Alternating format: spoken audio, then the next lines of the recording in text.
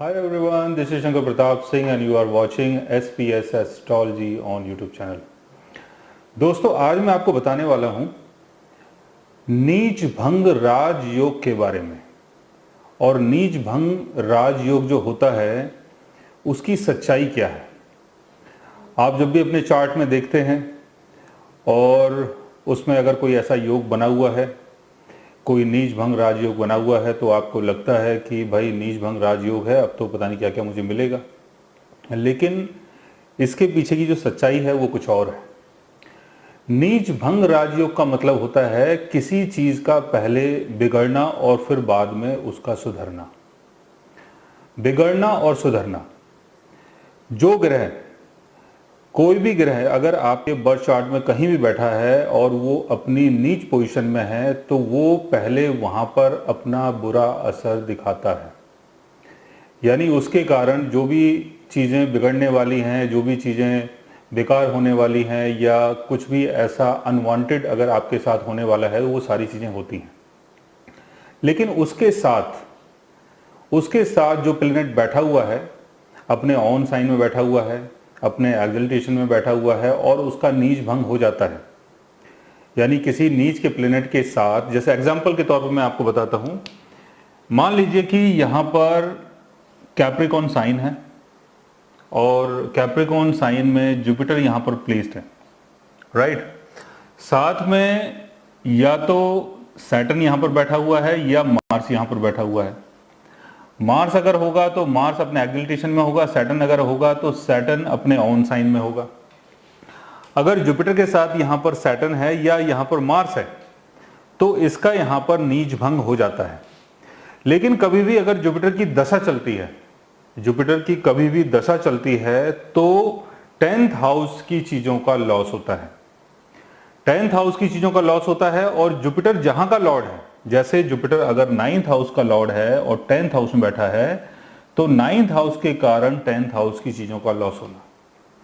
9th house यानी religion, 9th house यानी higher education, 9th house यानी आपका धर्म, 9th हाउस यानी 9th हाउस का लॉर्ड अगर 10th हाउस में आएगा तो 9th हाउस के कारण 10th हाउस की चीजों का लॉस होगा अगर जुपिटर अपने डेबिलिटेशन में है तो।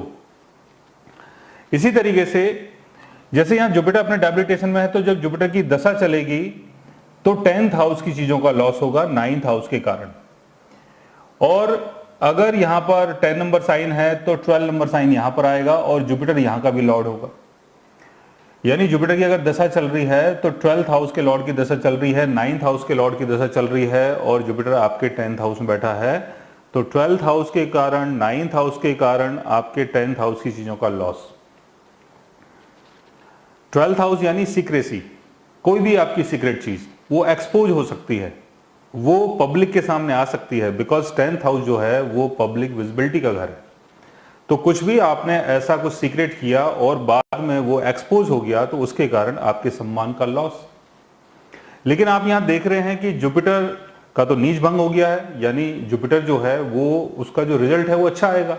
लेकिन हकीकत में क्या हो रहा है? हकीकत में ये हो रहा है कि जुपिटर का जो रिजल्ट जैसा होना चाहिए वो वैसा ही है। यानी अगर जुपिटर अपने डेबिलिटेशन में है और जुपिटर का रिजल्ट अगर यहां पर खराब होना चाहिए तो खराब ही होगा। ये नहीं है कि जुपिटर के साथ सैटर्न बैठा है या उच्च का मंगल बैठा है तो इसका जो रिजल्ट है वो बदल जाएगा, भाई नीच भंग हो गया है अब तो मेरे साथ ऐसा कुछ नहीं होगा, ऐसा नहीं है। लेकिन इसका जो नीच भंग होता है, यानी कोई बुरी स्थिति बाद में जो आपकी सुधर जाती है, वो सुधरती कैसे है? कैसे कोई भी बेकार चीज, बिगड़ी हुई चीज बाद में लाइन पे आ जाती है? वो क्यों आती है, कैसे आती है? वो जब आती है जब या तो मंगल की दशा चले, मतलब मंगल की अगर दशा चलेगी तो 10th हाउस की चीजें सुधर सकती हैं। जो भी आपकी पोजीशन बिगड़ी है, जो भी आपकी पब्लिक विजिबिलिटी बिगड़ी है, जो भी आपका सम्मान बिगड़ा है, नाम बिगड़ा है, जो भी कुछ बिगड़ा है, वो जो मंगल की दशा चलेगी वो सारी चीजें आपको मिल जाएंगी। तो इस तरीके से बोला जाता है नीच भंग होना। लेकिन अगर मंगल की दशा नहीं चल रही है तो किसी भी प्रकार का यहां नीच भंग नहीं हो सकता है। और सेम इसी तरीके से अगर सैटर्न की दशा चलती है, सैटर्न की अगर दशा चलती है तो यहां पर जुपिटर का नीच भंग होता है। यानी जुपिटर के कारण जो आपका सम्मान बिगड़ा था, शनि की जब दशा आई वो सम्मान द्वार से बन गया। तो इसको एक्चुअल में कहते हैं नीच भंग राजयोग। बट ऐसा नहीं है कि जुपिटर यहाँ अपने डेबिलिटेशन में है, सैटर्न के साथ है, मार्स के साथ है, या सैटर्न अगर अपने एक्सिलरेशन में कहीं बैठा है तो आपको लगेगा भाई जुपिटर का तो नीच भंग हो गया है, अब तो मेरा जो जुपिटर है इसका जो रिजल्ट है वो बहुत अच्छा हो जाएगा। ऐसा नहीं है। तो अगर आपको नीच भंग देखना है तो नीच भंग आप इस तरीके से देख सकते हैं जो मैंने बताया है। कोई भी नीच का प्लेनेट अगर उसके साथ कोई भी प्लेनेट बैठा है, वो अपने ऑन साइन में है या अपने एक्सिलरेशन में है, या कोई उच्च का प्लेनेट उसके साथ अगर बैठता है और उस प्लेनेट की दशा चलती है जो नीच के प्लेनेट के साथ बैठा है, उस दशा में उन चीजों का नीच भंग हो जाता है, यानी वो जो दशा चलती है उसमें आपको अच्छे रिजल्ट मिल सकते हैं। तो इस तरीके से आप अपने चार्ट में देख सकते हैं, कोई भी नीच भंग राजयोग चल रहा है तो उसके साथ जिस प्लेनेट के कारण वो जो नीच भंग हुआ है, अगर उसकी दशा चल जाती है या चलने वाली है तो उस पीरियड में आपको अच्छा रिजल्ट मिल सकता है। सो गाइज, आज मैंने आपको बताया नीच भंग राजयोग के बारे में। अगर आप भी जानना चाहते हैं अपने चार्ट के बारे में या किसी ऐसे योग के बारे में तो उसके लिए आप हमारे चैनल को सब्सक्राइब कर सकते हैं। और अगर आप हमसे बात करना चाहें, कंसल्ट करना चाहें, पर्सनली हमसे मिलना चाहें तो आप हमारी वेबसाइट के थ्रू हमें मेल कर सकते हैं, मैसेज कर सकते हैं, और गाइज आप हमसे बात भी कर सकते हैं। So guys, take care, love you all, good.